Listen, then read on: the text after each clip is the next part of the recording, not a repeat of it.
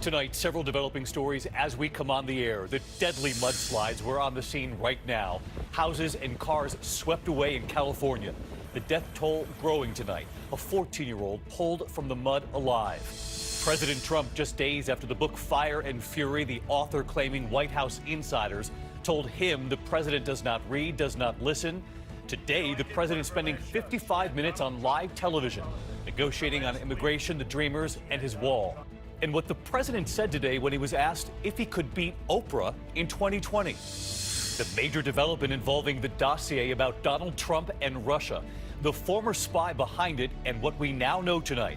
And there's breaking news this evening coming in on Steve Bannon, the school teacher who argued that teachers should get a raise after learning the superintendent was getting one. That teacher then on the floor in the hallway and handcuffed. And Tonya Harding, all these years later, tonight acknowledging for the first time something we had not heard before after that attack on Nancy Kerrigan. This is ABC World News Tonight with David Muir. Good evening, and it's great to have you with us here on a Tuesday night. A lot of news to get to, and we begin with those scenes of devastation coming in now. After the wildfires, now staggering amounts of rain, triggering deadly mudslides tonight in California. Mud and debris rushing down hills onto major highways, shutting down the 101 in Montecito. Multi-car accidents on rain-slicked roads. This truck losing control off an interchange to the I-5 freeway. Powerful torrents of rain and mud ripping up trees and homes, trapping people inside. In fact, a 14-year-old girl pulled from the mud and the wreckage alive. But not everyone has been saved, and the death toll is growing. ABC's Matt Gutman leads us off from California. Tonight, rescuers trudging through chest-high mud in the frantic search for the missing. We have multiple reports of people trapped. Up to 5 inches of rain surging through creek beds with titanic force. It's our worst fear coming to life for us right now, and our people are out there trying to do the best work they can and perform as many rescues as they possibly can. The Thomas Fire, largest in California history, denuded the nearby hills of vegetation and anything that would absorb the water. Overnight, the famed 101 freeway overrun. We're retreating here, and you can actually feel debris hitting our car right now. Closed for 30 miles in both directions. And you can see how fast that water is moving here. I mean, that is a torrent of water. At least 8 killed and over 24 injured. Rescuers piling in overnight, gingerly pulling out this 14-year-old girl so mud-spattered, it's hard to make her out. Dogs were sent padding through the deep slop, skirting around eucalyptus trees that had snagged siding, cars, and whole chunks of homes. Firefighters are telling us that that foundation right there, it had a house on it. That house is now over there, smashed up against those trees. That crew on the rooftop searching for signs of life. Do you think someone is in there? We have a strong feeling someone's in that house. Some neighborhoods impassable. Helicopters and high water vehicles taking families like Ben Hyatt's to safety. I immediately ran, woke up Jack, and pushed him to the top bunk bed. I was worried that it was just going to keep coming and coming. Woke up my wife, and we just did not know what to do because we were just surrounded by mud. The debris field was a miles-long ribbon of mud, boulders, and the remains of people's homes. Above Burbank, look at all the water that came down through this dam, destroyed, it looks like, several vehicles and that RV there. That slide also causing a gas leak and bringing mandatory evacuations. And Matt Gutman reporting in tonight from Montecito. And Matt, we know just a devastating scene there. You've been reporting in all day on this, and this area was not under a mandatory evacuation? That's right, David. Stunningly, this area was under a voluntary evacuation order. And we're told by officials that the areas that were under that mandatory evacuation order, only 10 to 15% of those people left. And that's because nobody thought that the water would come down here with such crushing force, bearing those boulders, wiping the house that used to be on that foundation completely off of it. Now, officials tell me they fear that there are more victims here in this debris. David. All right, just an incredible scene tonight. Matt Gutman leading us off. Matt, thank you. Now to major developments from the White House. Just days after the release of that bombshell book, Fire and Fury, that claimed some closest to the president have questioned the president's fitness to lead, an extremely rare event playing out on television today. Reporters and cameras invited into a bipartisan meeting on immigration, playing out for 55 minutes on television, showing America the president at work. ABC's chief White House correspondent Jonathan Karl was in the room.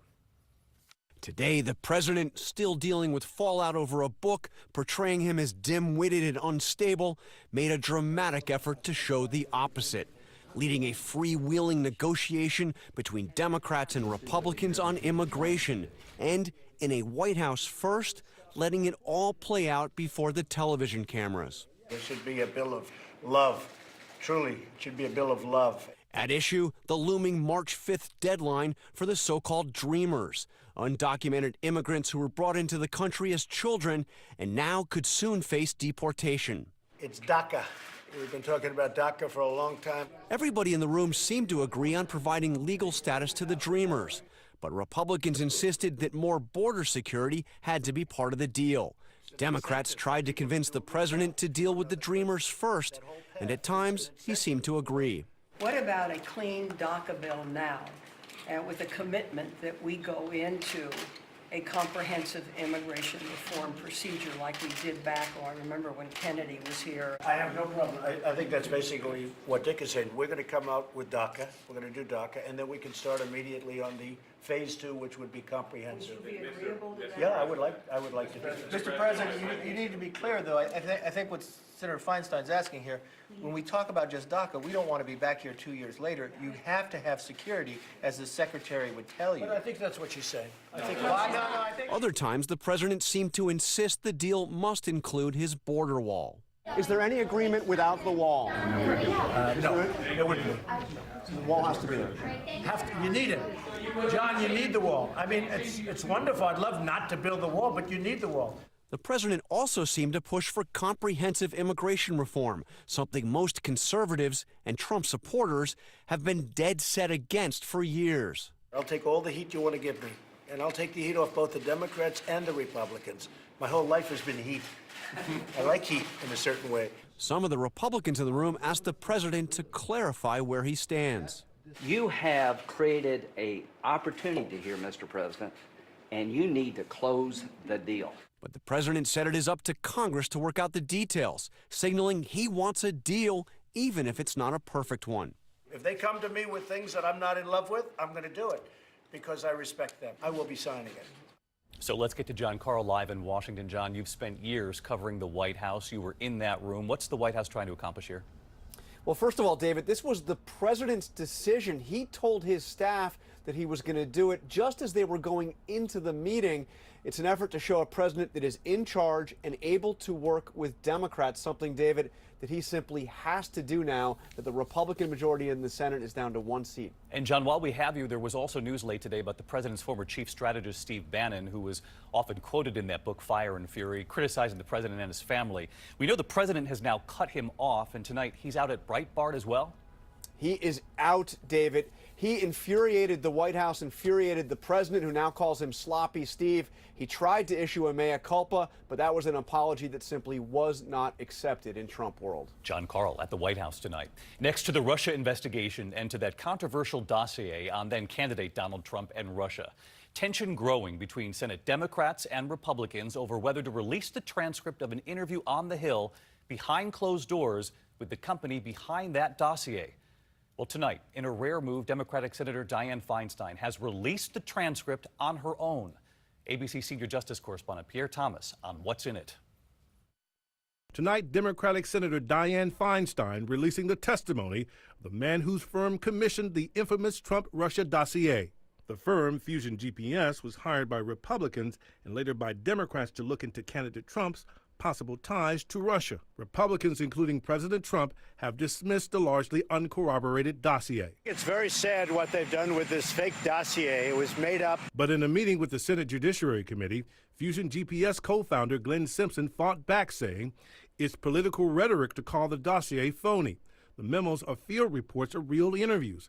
There's nothing phony about it. The dossier was written by a former British spy named Christopher Steele. Simpson told senators that Steele became genuinely alarmed about what he was uncovering and went to the FBI. Quote, he thought from his perspective there was an issue, a security issue about whether a presidential candidate was being blackmailed. Simpson testified the FBI revealed they also had a voluntary source, someone who was concerned about the same concerns we had. His words left the impression that the source was a member of the Trump team. But we're learning tonight that it was, in fact, an Australian official who had spoken to a Trump campaign advisor. Over the summer, the Republican chairman of the committee said he believed the transcripts of Simpson's testimony would eventually come out. I presume that they will be reduced. 4 months later, Democrats decided to do it on their own. I think people are entitled to know what was said. I see no problem with releasing it. All right, Pierre Thomas with us live tonight from Washington. And Pierre, some Republican senators have called for a criminal investigation now of that former British spy who Fusion GPS now says sounded the alarm to the FBI.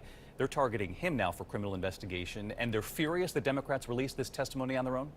That's right, David. Republicans say it's confounding that Senator Feinstein released that transcript, and they say it severely undermines the committee's work. David? Pierre Thomas tonight. Pierre, thank you. And one more note tonight. Amid all the talk of Oprah Winfrey, now intrigued by the headlines, the tweets about her and a possible run for president in 2020, tonight what President Trump has said when asked, could he beat Oprah? Here's ABC senior White House correspondent Cecilia Vega tonight. In the White House today, President Trump had this prediction for a possible 2020 Oprah run. Yeah, I'll beat Oprah. Oprah would be a lot of fun. I like Oprah. I don't think she's going to run. I don't think she's going to run. I know her very well. His daughter Ivanka calling Winfrey's Golden Globe speech empowering and inspiring. So I want all the girls watching here and now to know that a new day is on the horizon. The megastar instantly catapulted into the political stratosphere. There will be no running for office of any kind for me. That was Oprah just a few months ago. Today, her best friend Gayle King said she doesn't think Oprah's position has changed, but I do think she's intrigued by the idea. I do think that. I also know that after years of watching the Oprah show, you always have the right to change your mind. I don't think at this point she is actually considering it. The Oprah show, something President Trump knows a lot about. Oprah once asking if he would run for president. I just don't think I really have the inclination to do it. I love what I'm doing. I really like it. Also, it doesn't pay as well. No, it doesn't. His White House aides aren't laughing. They're already lobbing political hits. What advice would you give a political outsider like Oprah who seems intrigued about the idea of running? I'm not going to focus on anyone's campaign other than President Trump's re-election. She qualified?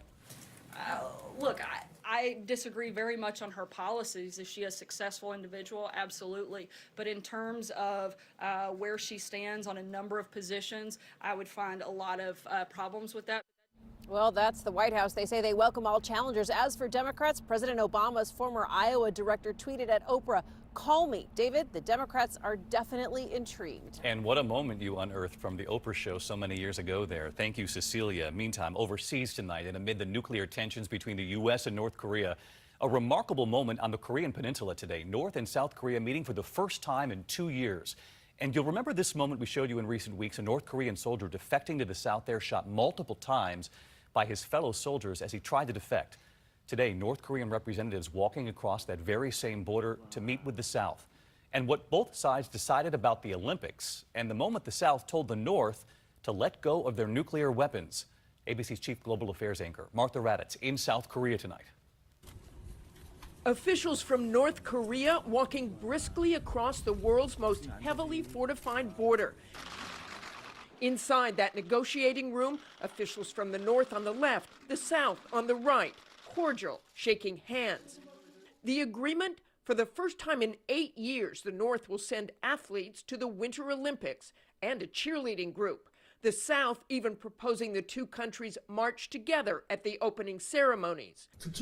The meeting wasn't all cordial, the South bringing up hopes for denuclearization, the North responding with silence, and later expressing strong discontent at the mention.